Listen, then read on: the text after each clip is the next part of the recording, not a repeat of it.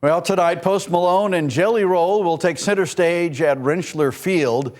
Before the concert begins, East Hartford police are asking people who live in the area to be patient. They're expecting a lot of delays on Silver Lane and Robert Street and even out to I-84.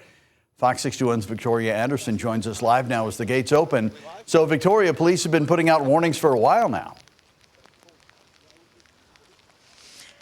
Yeah, that's right, Brent. And those warnings were, pretty accurate. I'm going to turn the camera this way so you guys can take a look at some of the traffic. And we got a lot of ponchos on display here. People coming out to park over here. Parking is about $50. Then we got some fans there. How are y'all doing? Y'all want to talk? Woo, Posty! Are you guys ready for the rain? No. Who are you most excited to see? Both. We love both. Was it worth the rain? Absolutely. There you go. They never come to Connecticut, so. Are you happy they're back in Connecticut? Yes. There we go. Woo! Some exciting fans. The fans here for Jelly Roll and Post Malone are one word: resilient. The rain and the poncho doesn't bother them. But resilient's also a good word for the neighbors that live across the street that are going to have to be hearing this, without a concert ticket. So there's some mixed feelings to these stars coming back. I talked to neighbors, but I also talked to restaurant owners who are super excited to have fans come out in this big way. The Rolling Stones, Bruce Springsteen's football games. Chris and Diane Kearns have heard all the hits from their home on Silver Lane, just a few steps away from Rentschler Field. I don't even know these guys. But Monday night, they are listening to something new to them. Grammy Award winners Post Malone and Jelly Roll are on their stadium tour stop at Rentschler. But luckily, the couple has concert days down to a science. Do everything before they put the cones up.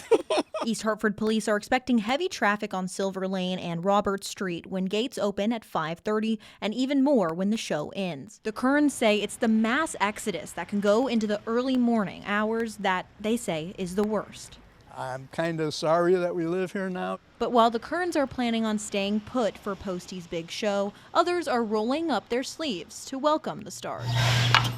So with Rentschler now, having big concerts like this definitely helps us out a lot because a lot more people now are coming back to Silver Lane. Wilfredo Rivera, a manager at Umacao, a bar and restaurant just a half mile from the stadium, told us they saw a 30% boost in sales during Chris Brown's stop last August. That was madness, honestly.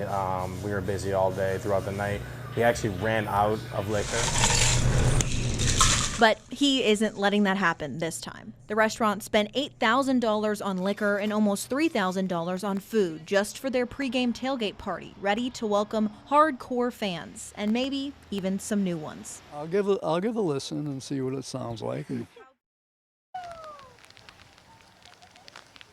Well, guys, it's a party in the parking lot. We got some screams. We went, woo!